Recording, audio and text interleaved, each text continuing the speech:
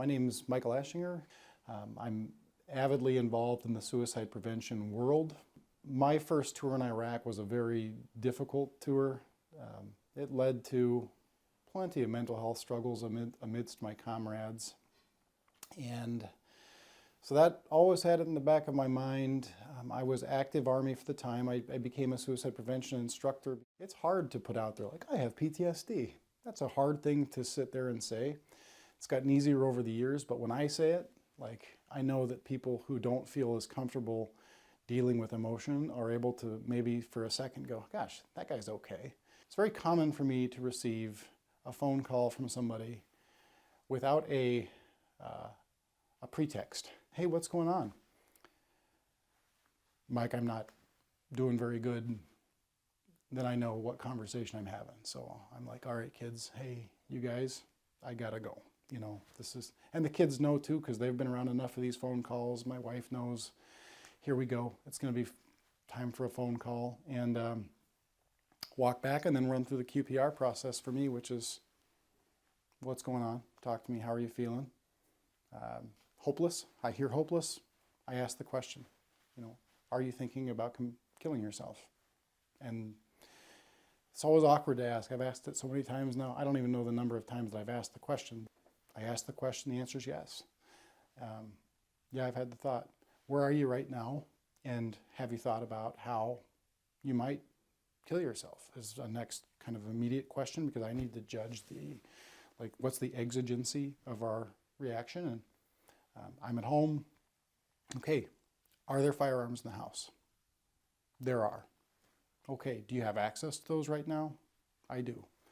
All right, can I come over and get you right now? I'm a firearm owner, and I'm not against the use of ownership of them, because I'm an owner myself. But when somebody is in a suicide crisis, a firearm represents immediate death and the access to impulsive destruction. And more than any other thing, like, you can't ever take every possible means of suicide away from anybody, really in any situation. But a firearm, and we call it the lethal triad in QPR and in other things, the lethal triad generally is an intoxicant, a firearm, and a person who is in distress.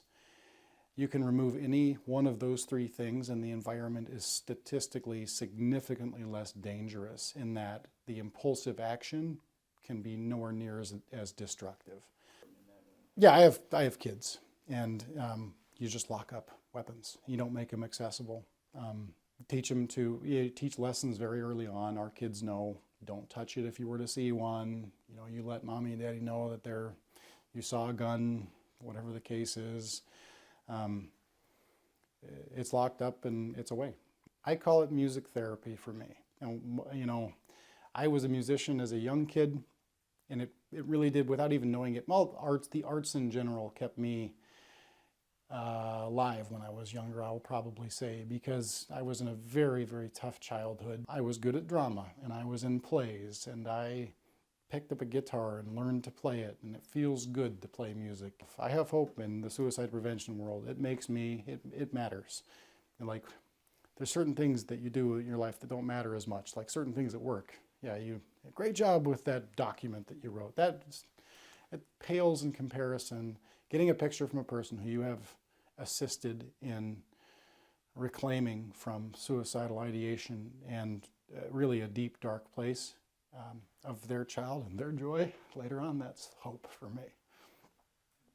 So yeah, and that always continues. Yeah.